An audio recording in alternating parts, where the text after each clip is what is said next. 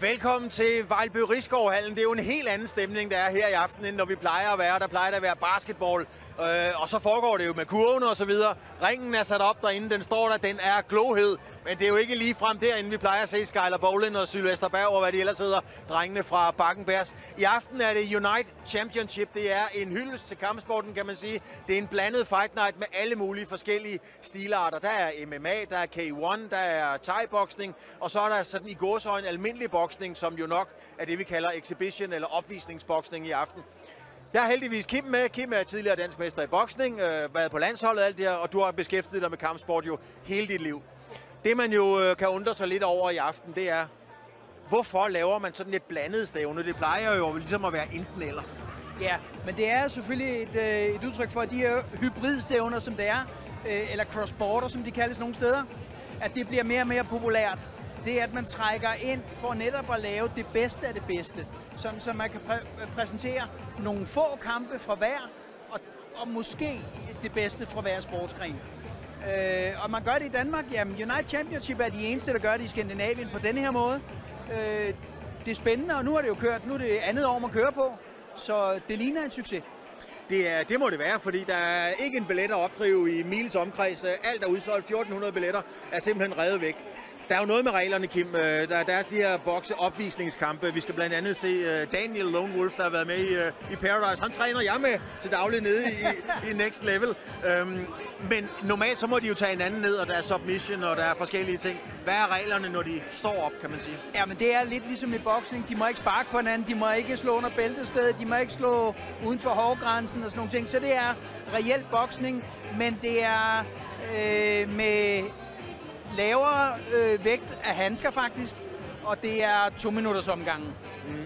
Ja, det der med at slå uden for hårgrænsen, det kunne være en fordel for os, jo, kan man roligt sige. Og nu har vi talt om, at noget af det er opvisning, men det betyder altså ikke, at man ikke kan vinde på en regulær knockout.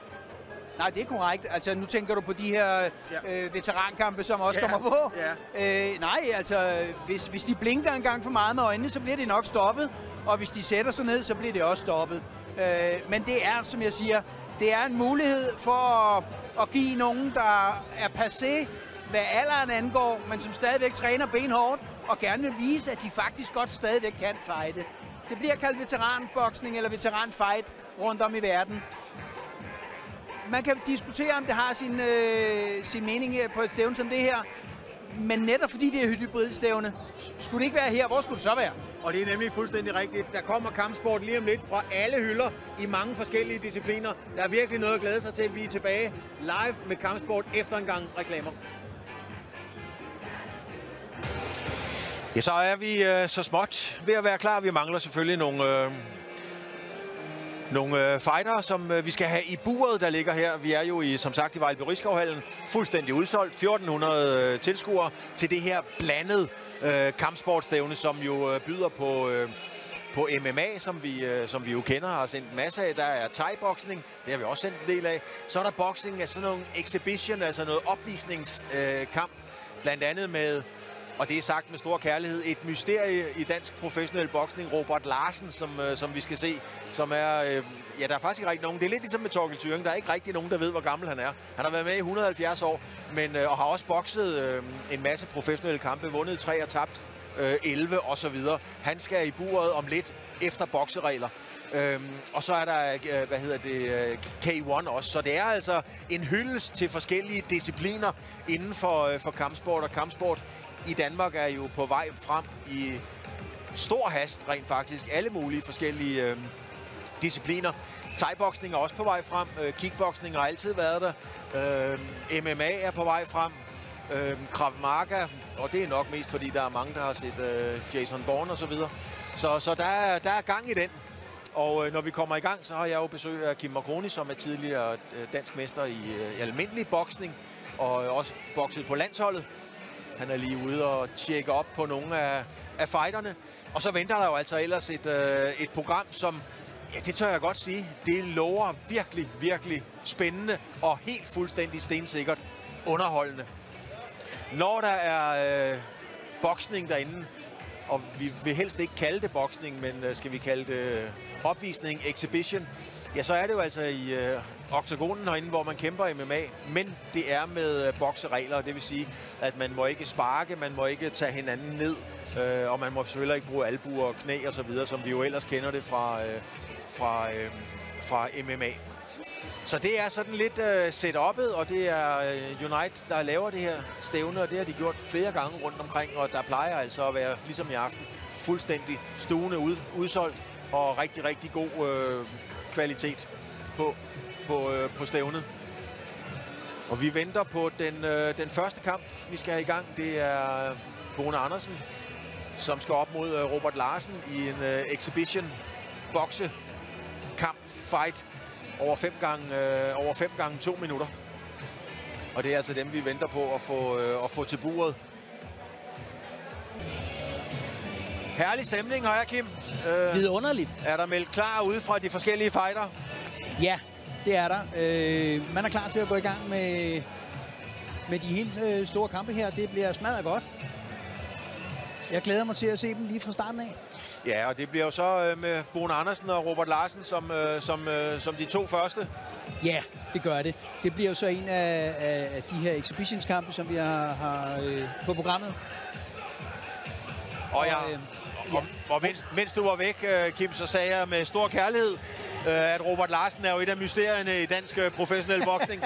Altså et fantastisk drive, den mand har haft. Ja, det må man sige. Har været med og debuteret jo som den ældste nogensinde i dansk professionel boksning. Så vidt jeg husker i hvert fald. Ja, det tror jeg også. Og er der stadigvæk og så videre. Han har jo virkelig et hjerte, der brænder for det her.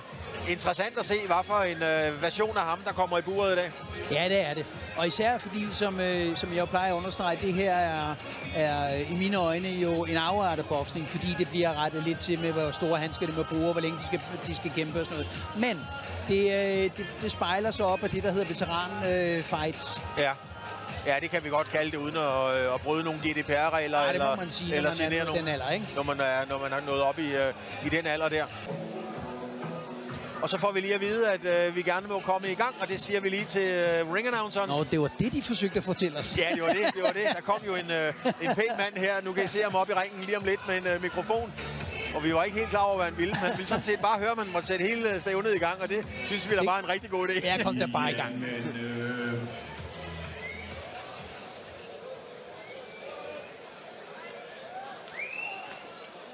God aften, kæreste publikum.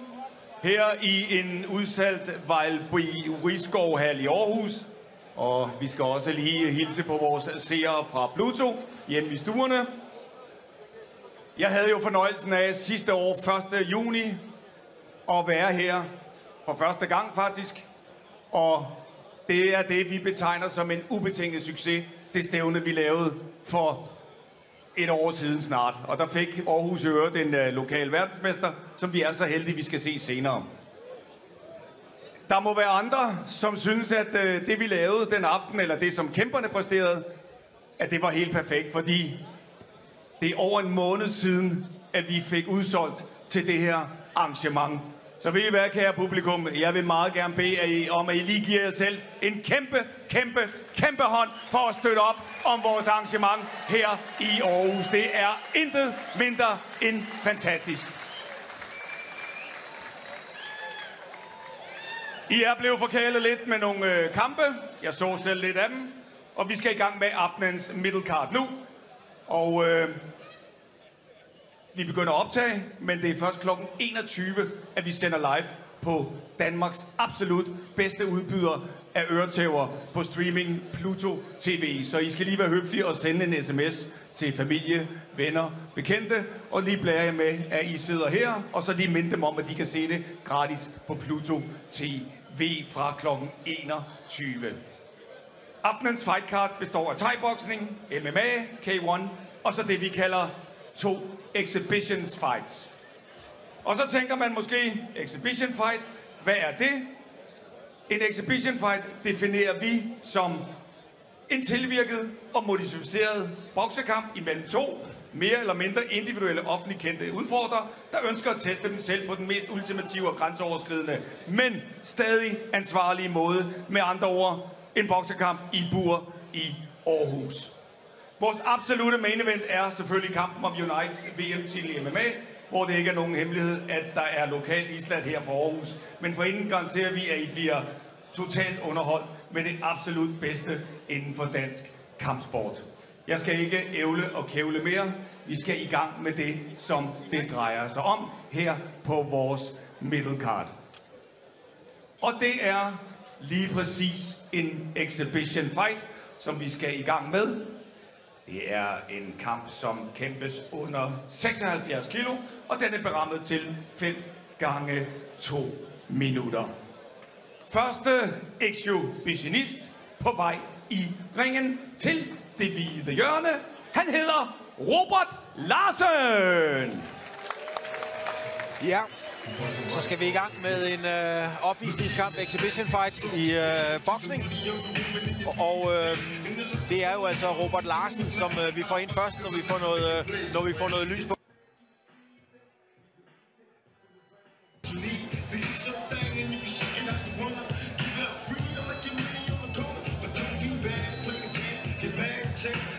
Og nu får vi Robert ud af mørket lige om lidt, og det er sådan næsten symbolsk, fordi at Robert Larsen har været med i 100 år, både som amatørbokser, og han har været med som professionel bokser, og nu er han her altså igen. Og jeg kan ikke andet end synes, det er prisværdigt.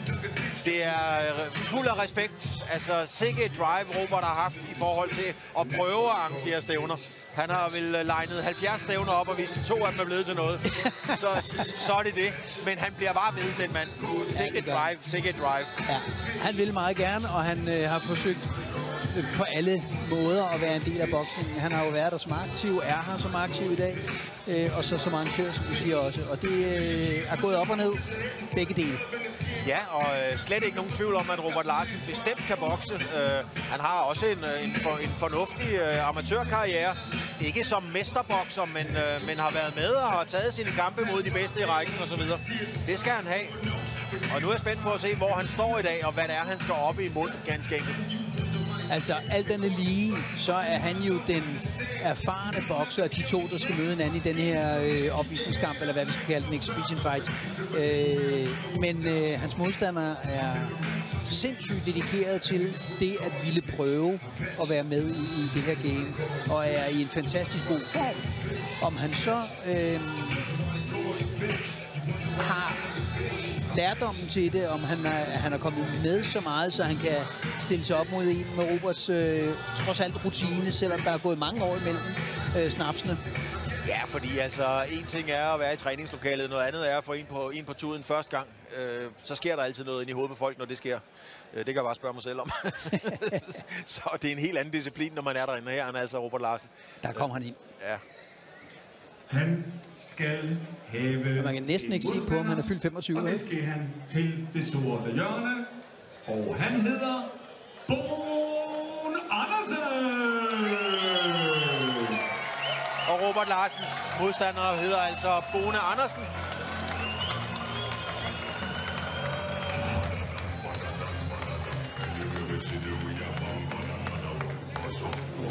Og han havde sin første kamp som en international kamp i England, hvor han tabte. Jeg synes ikke faktisk, han vinder kampen. Men han taber på point til en engelsk lokal bokser i det område, hvor de fejlede. Og her har vi ham altså. Her har vi ham altså, Bohn Andersen.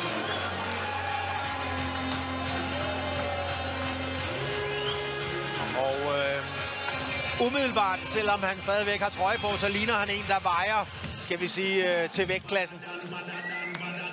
Ja. Han ser egentlig rimelig naturlig ud på de der 76 kilo. Ja, det gør han. Han er veltrænet. Ja, det er han i høj grad. Ja.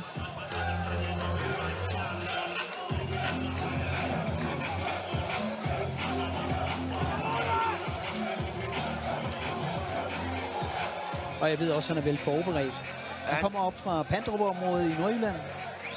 Ja, det er jo op ved Søren Larsen i gamle dage i hvert fald. Ja, netop. Ja, ham har du vel også bøvlet med? Ja, jeg har da kendskab til ham i hvert fald. I hvert fald, ja.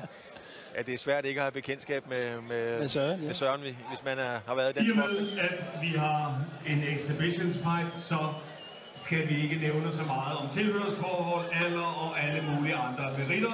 Det eneste, jeg vil sige, at manden her i det hvide hjørne, han hedder Robert Larsen, og han kommer fra København. Hans modstander her i det sorte hjørne, han hedder Bohn Andersen, og han er fra Aarhus. Han var lokalpatrioterne. Ja, det må man sige ja til. Og nu kan vi jo sidde her og kigge ud på tilskuerpladserne. Jeg ved, de kørte ned i busser fra Nordjylland for at følge det her. Ja, jeg kunne se, da jeg kom, at der holdt faktisk nogle busser derude, hvor der var nordjyske logoer på og så videre. Nå, lad os så se, hvad Robert Larsen og Bohn Andersen, de bringer til buret her. De bokser altså, eller kæmper efter boksereglerne, men der er jo lidt mere plads at bevæge sig på, end der plejer at være derinde. Ja, det må man sige. Der er 9,5 meter i diameter. Første omgang.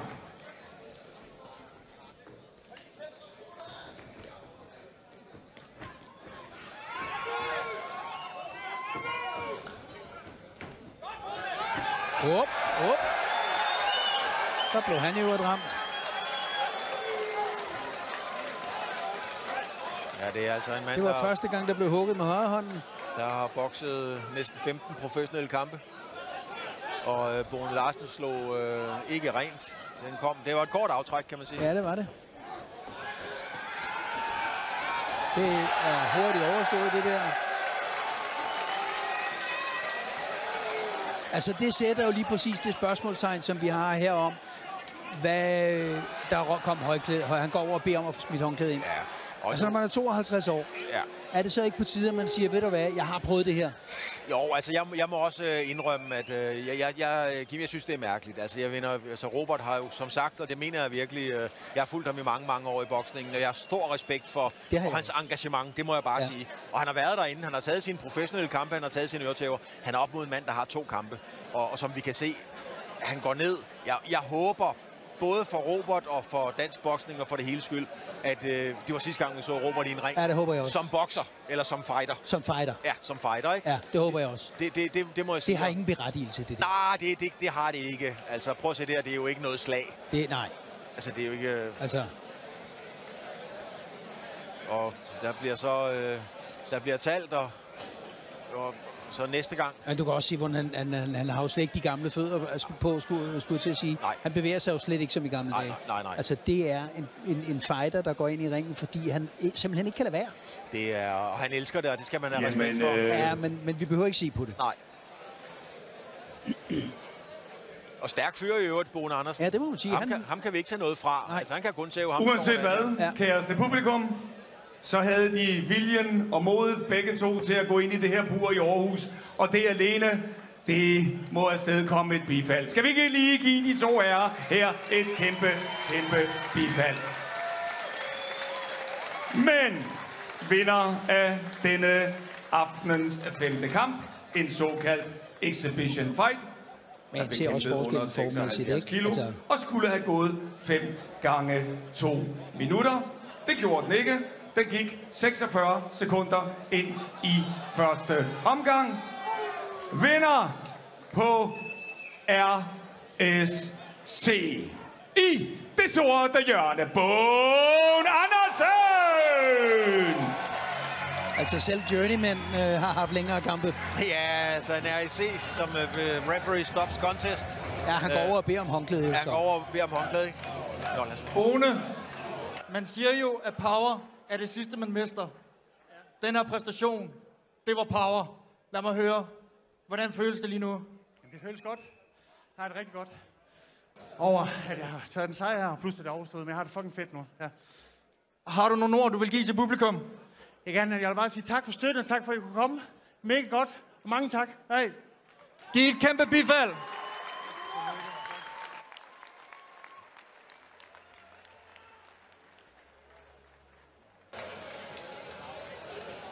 Ja, det var da en sejr til skrabbogen for Boen Andersen at slå en professionel bokser med 15 kampe, kan man sige. Ja. Det er ikke hver dag, man prøver det. Nej, når man går ind på den måde der. Der kan mor godt klippe noget ud til skrabbogen der.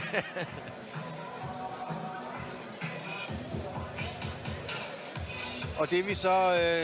nu stoppet det jo meget hurtigt her, så vi må formode, at der er nogle fighter derude nu, der lige skal have plads til at varme op.